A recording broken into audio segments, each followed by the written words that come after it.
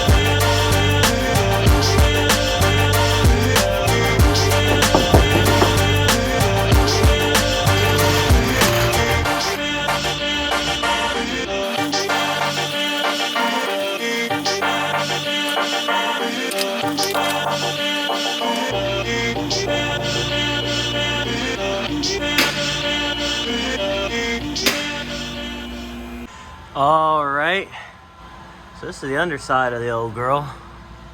You can see bell housing. You can see all this ATF that I had sitting in the motor. It's nasty. Spitting out the remnants of the ATF from when the motor was sitting in the garage. Try and wipe some of this off so we don't contaminate the welds. All right, so the plan is come from downpipe here, come out. It's like I basically, when I built this, I angled it just where I could just come with a straight bend here and follow along right through here, up and over. I have the notch there from before. Add probably a hanger up here. Come out, and then once I get closer back here, I'll put the back bumper on and see where the exit needs to come out. All right, but before we get started here, I need to fix the saw. I've repaired it before. This is like one of probably the oldest things that I own. I was gifted this when I first started fabricating many years ago, and I just can't seem to, spend money to upgrade when this one does the job just fine. So when I was putting it on the trailer, the caster caught and it rolled out from my grip, and it dropped down, and this cast pot metal just pops so easily, and so that broke. So I saved the cap there, weld that back on, put this back, weld it back, and then I can start cutting some pie cuts for the titanium.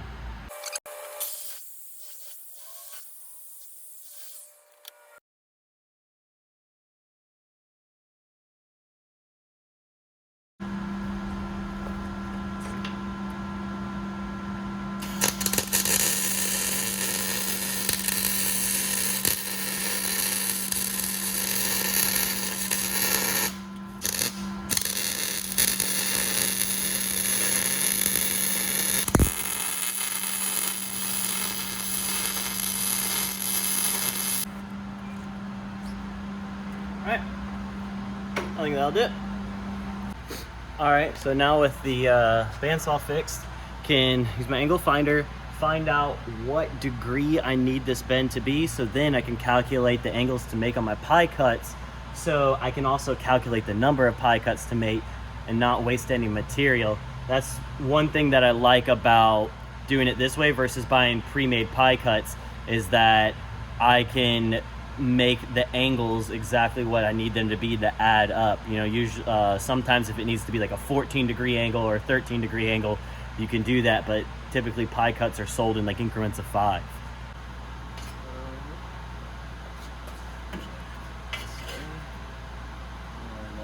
Say 127, and then basically you want to take that from 90 degrees and then add on to that, and that will give me my angle.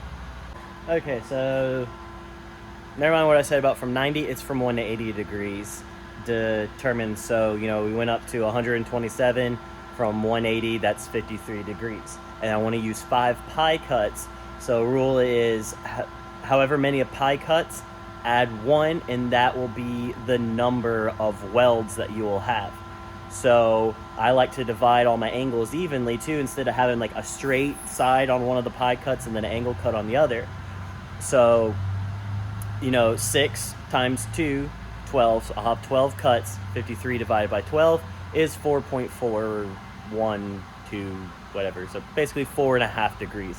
So take the speed square, set it up on here.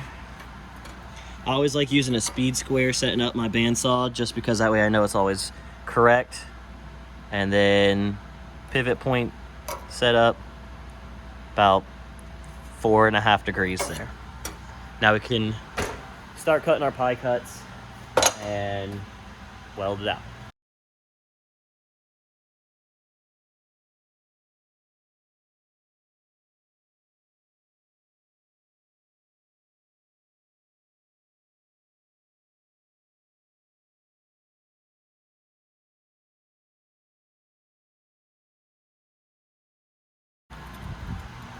All right, so I got the 5 pie cuts made, deburred them. I also like to use cut angle on my last piece of pipe instead of having a straight piece that connects to the pie cut.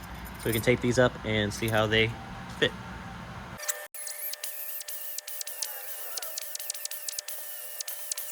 All right, so I ended up needing to use 6 pie cuts because it's so close to the V-band there. And then got here, I've already got my section marked. So then you can see that I've got an angle on that pipe that will mate up to there.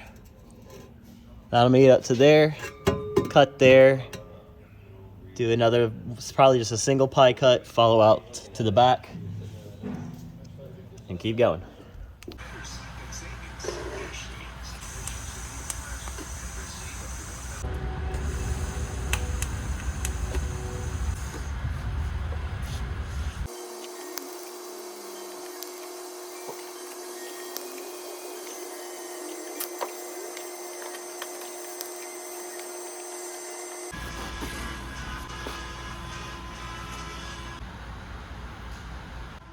Everybody knows that I'm the mastermind.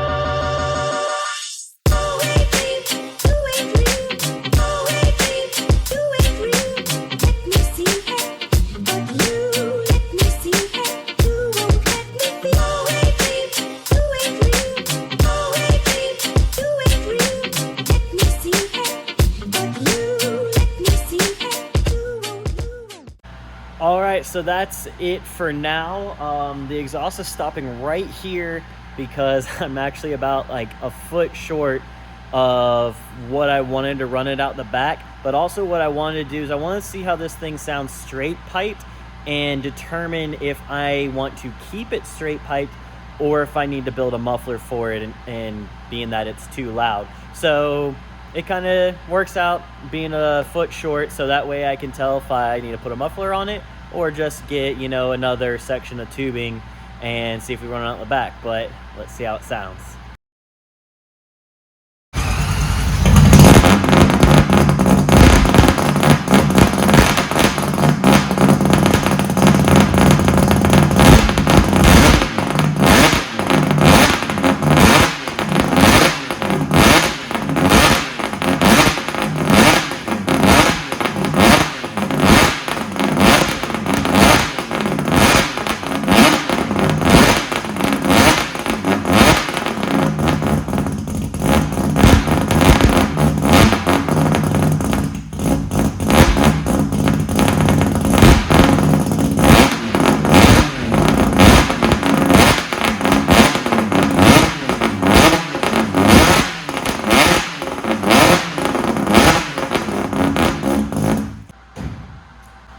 I think that's a little bit loud.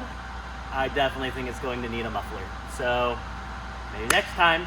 Also, thanks a lot for following along, guys. If you would, hit that like button if you like the video, share it around. Also, subscribe if you like what you see.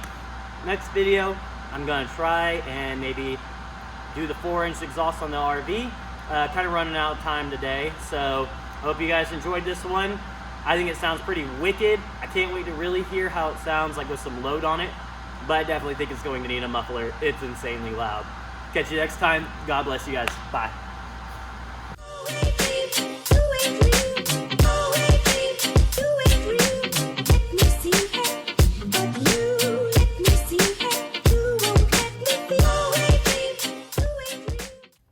Alright guys, well I realized that the sound clip in the shop is a bit different than what it would be outside, so I couldn't let this video end without you guys hearing what this thing actually sounds like outside, and it is still pretty nuts. So enjoy this, catch you next time.